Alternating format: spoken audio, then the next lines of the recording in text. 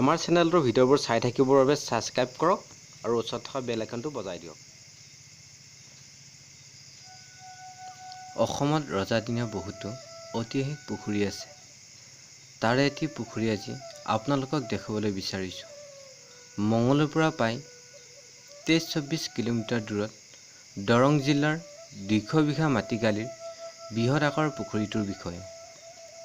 এই পুখুৰীটো পানীৰ সংকট আঁতৰাবলৈ আহোম স্বৰ্গদেউ প্ৰতাপ সিংহৰ পৰামৰ্শ মৰ্মে দৰঙী ৰজা ধৰ্মনাৰায়ণে খন্দাইছিল বুলি জানিব পৰা যায়। 1990 পৰা 91 চনলৈ পুখুৰীটো দলনি আৰু পিটনিৰে পৰিপূৰ্ণ পতিত জলাশয় হিচাপে বিখ্যাত আছিলে।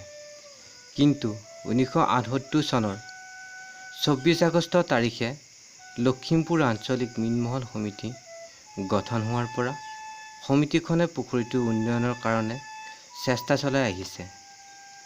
এই ঐতিহাসিক পুখুৰীটোৰ পাৰভাগৰ সৌন্দৰ্য বৰ্ধনৰ বাবে উদ্যান প্ৰতিষ্ঠান কৰা, সৌন্দৰ্যবৰ্ধক গছ-গছনি ৰোপণ, চাৰিওফালে বেৰ দি পুখুৰীটো সংৰক্ষণ কৰি এই অতিসুন্দৰ বিশাল পুখুৰীটোক পৰ্যটকৰ কেন্দ্ৰ হিচাপে গঢ়ি তোলাৰ লগতে বনভোজৰো অন্য স্থান হৈ পৰিছে। পুখুৰীটো লখিমপুৰত থকাৰ কাৰণে পুখুৰীটোৰ নাম লখিমপুৰ পুখুৰী হিচাপে জনাজাত হয়।